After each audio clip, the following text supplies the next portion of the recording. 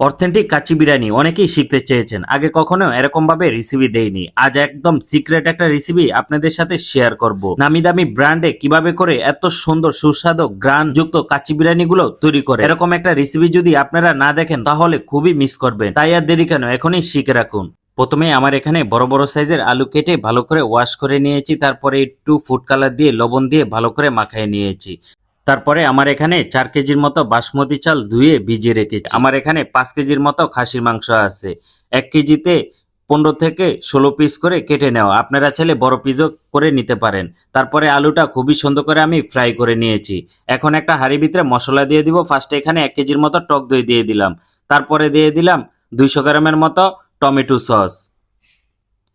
এখন দিয়ে দিলাম 2 টেবিল চামচের মতো দারচিনির গুঁড়া। তারপরে দিয়ে দিলাম 1 টেবিল চামচের মতো এলাচ গুঁড়া। এখন দিয়ে দিলাম 1 টেবিল চামচের মতো হোয়াইট পেপার। এখন দিয়ে দিলাম 1 টেবিল চামচের মতো শাহি জিরা, মানে শাহি জিরা গুঁড়া করে নেবেন। এখন দিয়ে দিলাম গরম মশলা, আমার এখানে 1.5 টেবিল চামচের মতো গরম মশলা এখানে দিয়ে দিলাম। তারপরে দিয়ে দিব আস্তা মশলা। ফার্স্টে দিয়ে দিলাম এলাচ, তারপরে দিয়ে দিলাম লং, এখন দিয়ে দিলাম শাহি জিরা, তারপরে দিয়ে দিলাম দারচিনি, এখন দিয়ে দিলাম স্বাদ অনুযায়ী লবণ, তারপরে দিয়ে দিলাম তেজপাতা, এখন দিয়ে দিলাম পেঁয়াজ বেরেস্তা। পেঁয়াজ বেরেস্তাটা আপনারা আগের থেকেই করে নেবেন। এখন দিয়ে দিলাম বাদাম পেস্ট। বাদামের ভিতরে চীনা বাদাম, কাজু বাদাম, পেস্তা বাদাম, কাঠবাদাম মিক্স করা আছে। এখন দিয়ে দিলাম আদা রসুন পেস্ট, আমার এখানে 2 মুঠের মতো আদা রসুন পেস্ট দিয়ে দিলাম।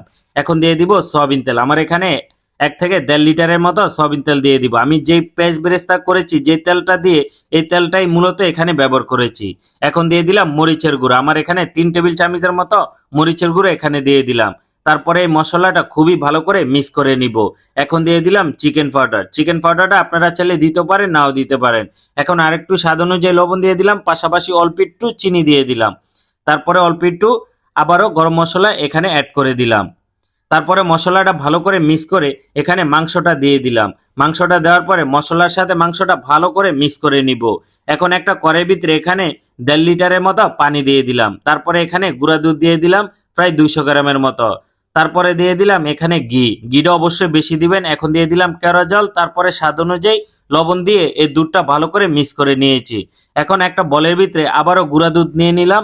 তারপরে এখানে পেঁয়াজ দিয়ে দিলাম, পেঁয়াজ বেরেস্তা আর কি। তারপরে কিশমিশ দিয়ে দিলাম, আলু বাকরা দিয়ে ভালো করে মিক্স করে নিয়েছি। এখন মাংসের উপরে আলু ফ্রাইটা এখানে দিয়ে দিলাম। দেওয়ার পরে উপরে দিয়ে কাঁচামরিচ দিয়ে দিলাম। তারপরে যে মিশ্রণটা তৈরি করেছি, মিশ্রণটা উপরে দিয়ে দিলাম। এখন একটা হাঁড়ির ভিতরে পানি বলক আসার পরে এখানে শাহি জিরা দিয়ে দিলাম, এলাচ দিয়ে দিলাম।